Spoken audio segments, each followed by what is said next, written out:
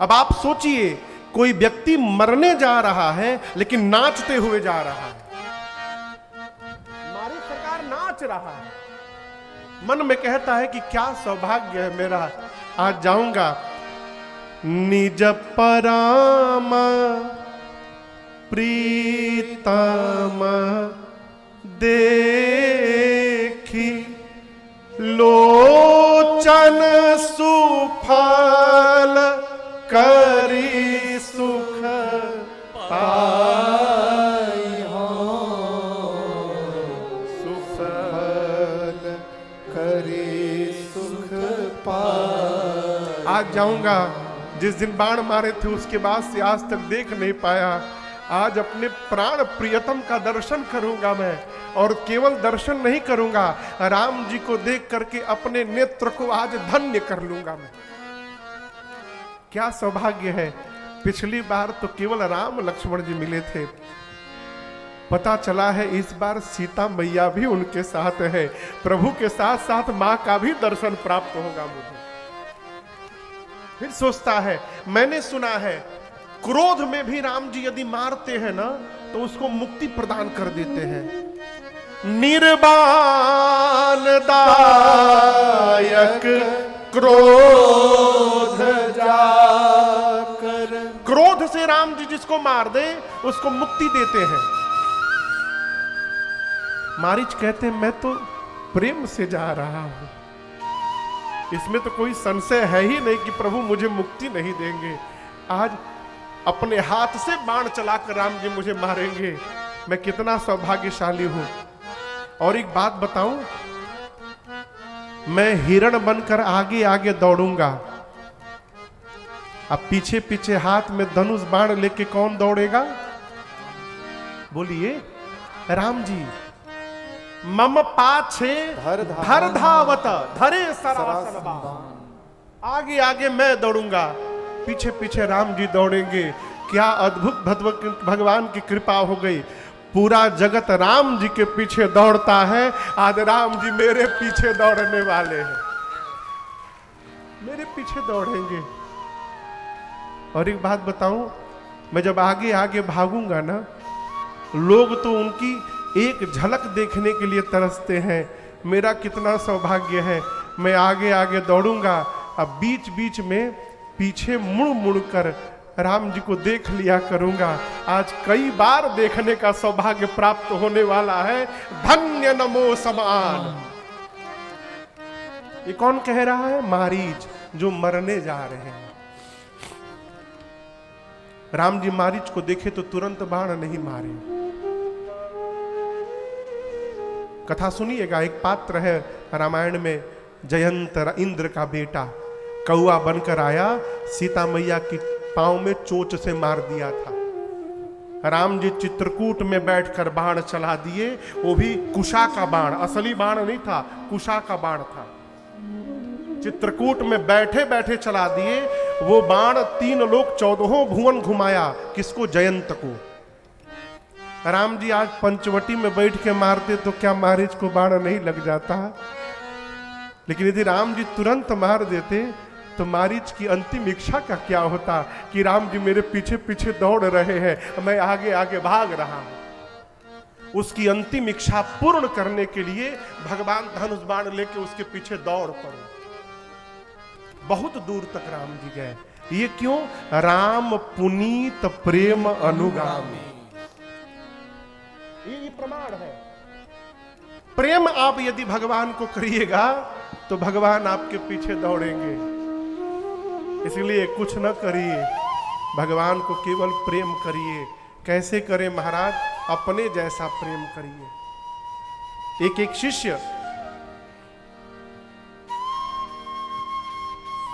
शिष्य अपने सद्गुरुदेव भगवान के पास जाकर कहा, गुरुदेव मैं जीवन में भक्ति प्रारंभ करना चाहता हूं, उसके लिए क्या करना होगा? गुरु जी बोले, इधर आओ मेरे पास आके बैठो। पास बुलाकर शिष्य को गुरुदेव भगवान बिठाए। बोले, ये बताओ घर में कितने लोग हो? बोला, 4 लोग हैं गुरुजी, मैं हूं, मेरी पत्नी है और 2 बच्चे हैं मेरे। अच्छा, भोजन कितने लोगों का बनता है घर में? 4 लोगों का बनता है गुरुजी। और जन्मदिन मनाते हो, कितने लोगों का मनाते हो? 4 लोग का गुरुजी। कपड़ा लाते हो, 4 लोग का कपड़ा हर साल में 2-3 बार खरीदते हैं गुरुजी। गुरुजी ने कहा कि तुम भक्ति प्रारंभ करना चाहते हो ना? जी गुरुदेव। बोले मेरी बात याद रखना, आज के बाद यदि तुमसे कोई पूछे कि घर में कितने लोग हैं, 4 लोग मत कहना, कहना 5 लोग हैं। पूछा वो 5वां कौन है गुरुदेव? बोले तुम्हारे घर के ठाकुर जी। तुम्हारी भक्ति इसलिए प्रारंभ नहीं हो पा रही है कि तुम ठाकुर जी को घर का सदस्य मानते ही नहीं हो, तुम उनको मूर्ति मान के बैठे हो। जिस दिन से ठाकुर जी घर के मेंबर बन जाएंगे, अपने साथ ठाकुर जी का भोजन बनने लगेगा, अपने जन्मदिन के साथ हम घर में ठाकुर जी का उत्सव मनाने लगेंगे, अपने साथ हम ठाकुर जी का वस्त्र लेकर के आएंगे, उसी दिन से हमारे जीवन में भक्ति प्रारंभ हो जाएगी और फिर कहीं जाने की आवश्यकता नहीं है। फिर भगवान आपके घर में प्रकट होकर आपको दर्शन देंगे। यह है राम पुनीत प्रेम अनुगामी। राम जी पवित्र प्रेम के पीछे पीछे चलते हैं। आप लोगों को समझ में आ रहा है कुछ? गुरुदेव ने कहा महाराज राम पुनीत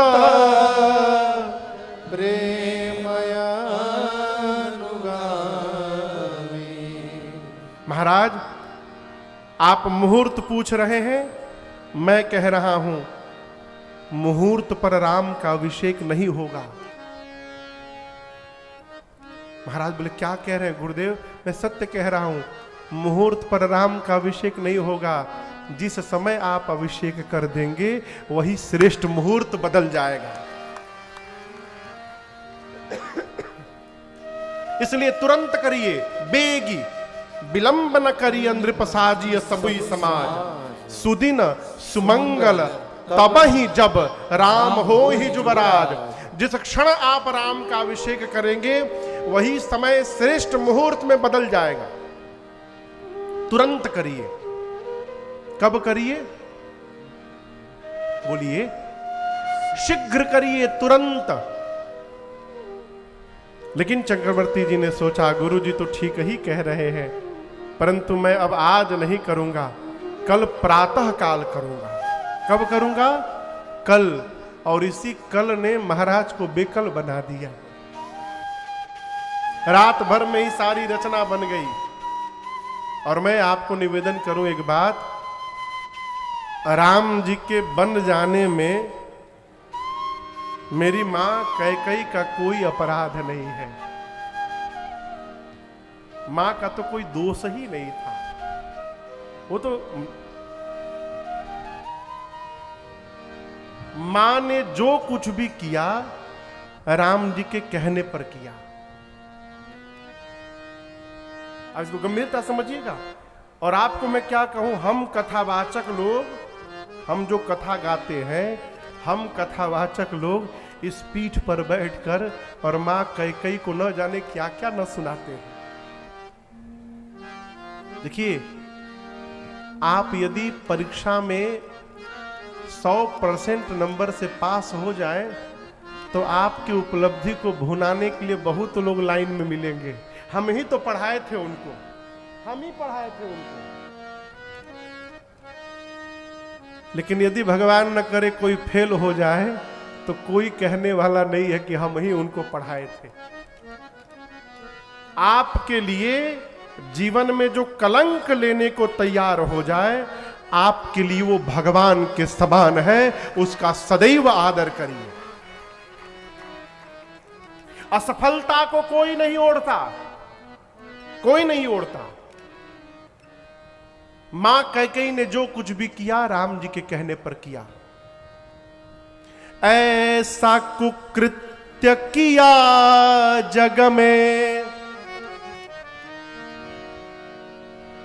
जिस कृत्य ने विश्व को बाम बना दिया। रखा नहीं खुद को किसी काम का,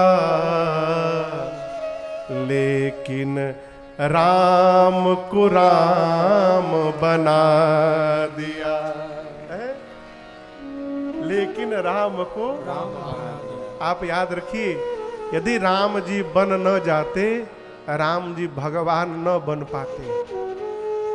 राम बन गए तब राम बन गए। राम बन गए तब राम बन गए। यदि राम बन न जाते तो केवल राजकुमार राम रह जाते। कौशल्या ने केवल राम को जन्म दिया। उस राम को 14 वर्ष वन भेजकर मां कैकेयी ने मर्यादा पुरुषोत्तम राम को जन्म दे दिया। इसलिए मां पर कभी दोष न लगाइएगा। मां को प्रमाण पत्र राम जी ने दिया है।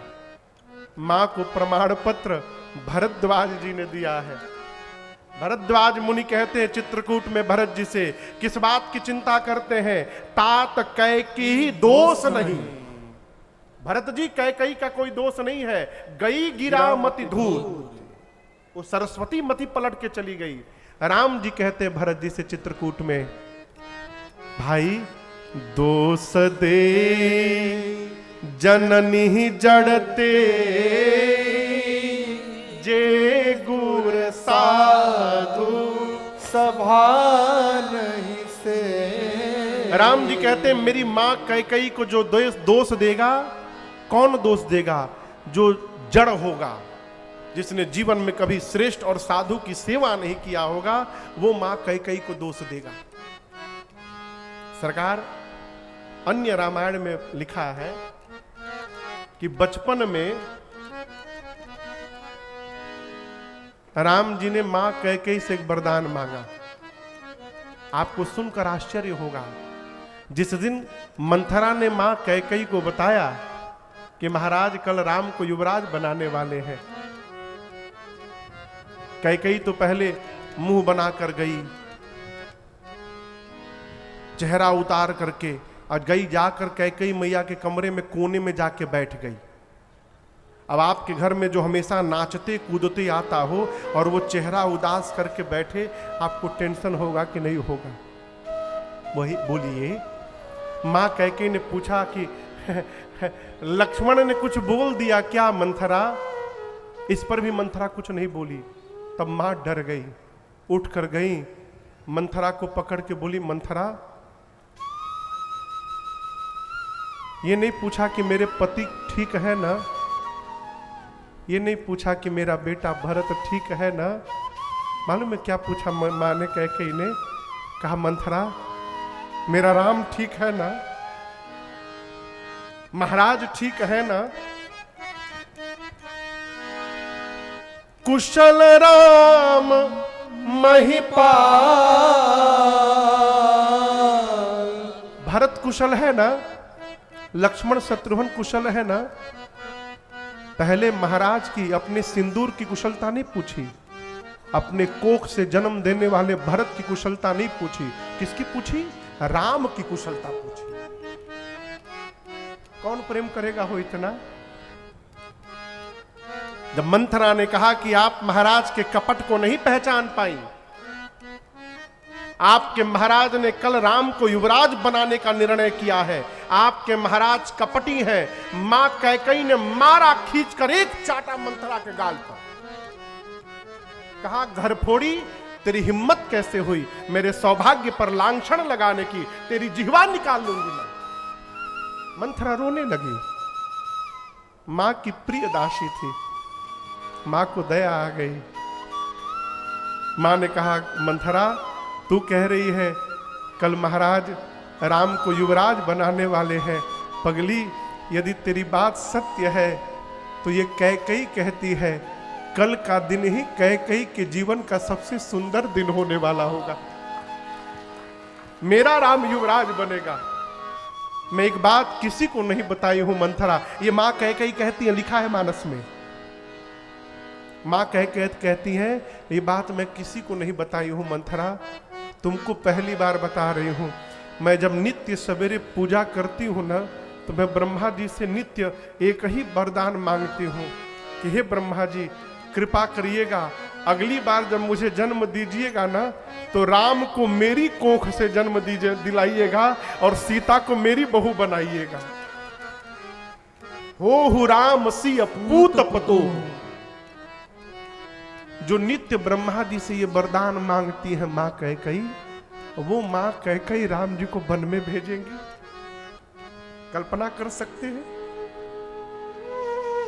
राम जी ने मां से कहा, मां बचपन में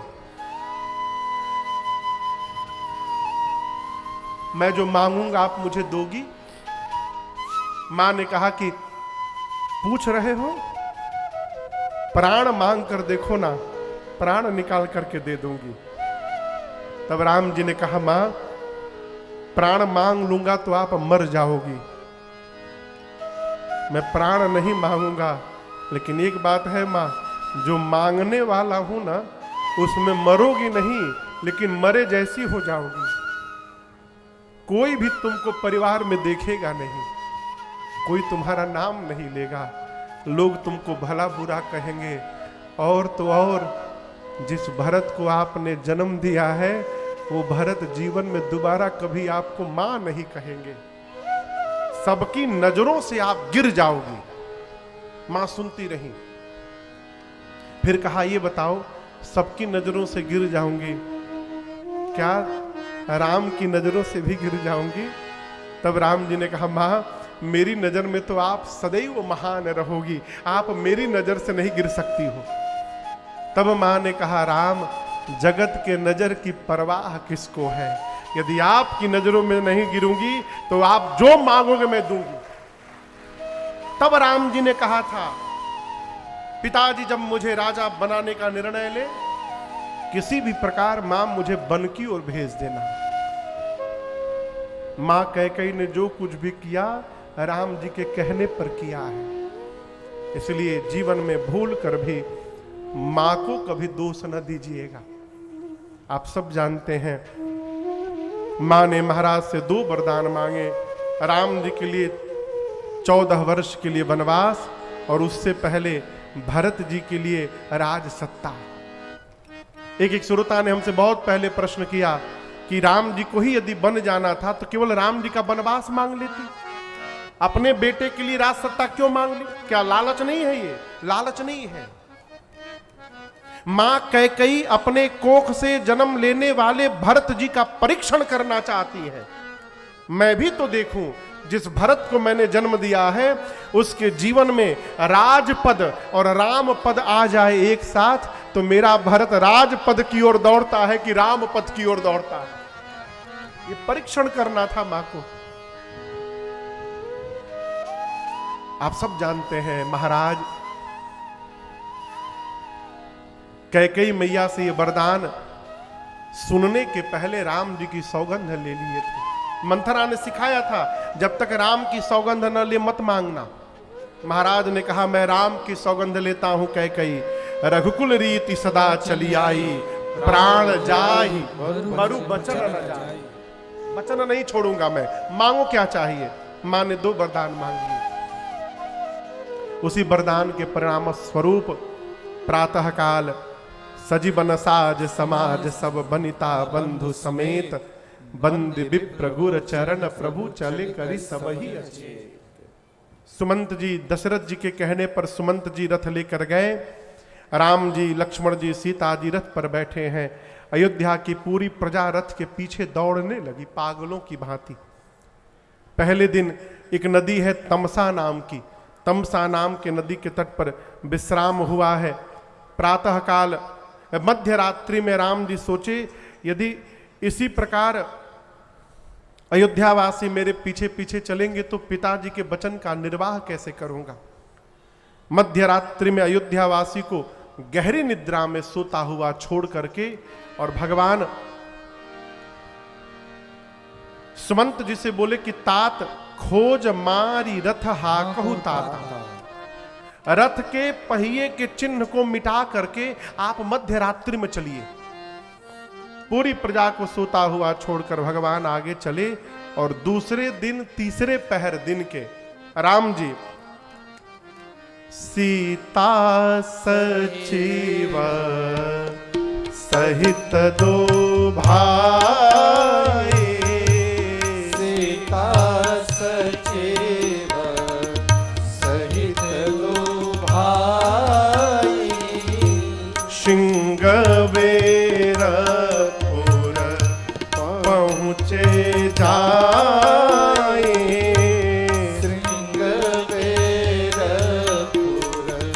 पहुँचे जाए, उतरे राम देवसरि देखी, उतरे राम देवसर देखे, किन्ह दंडवत हर्ष बिसेखी, किन्ह दंडवत हर्ष बिसेखी, किन्ह दंडवत हर्ष बिसेखी। दिन के तीसरे पहर भगवान सुमंत जी के साथ रथ पर बैठकर सिंहवेरपुर पहुंचे।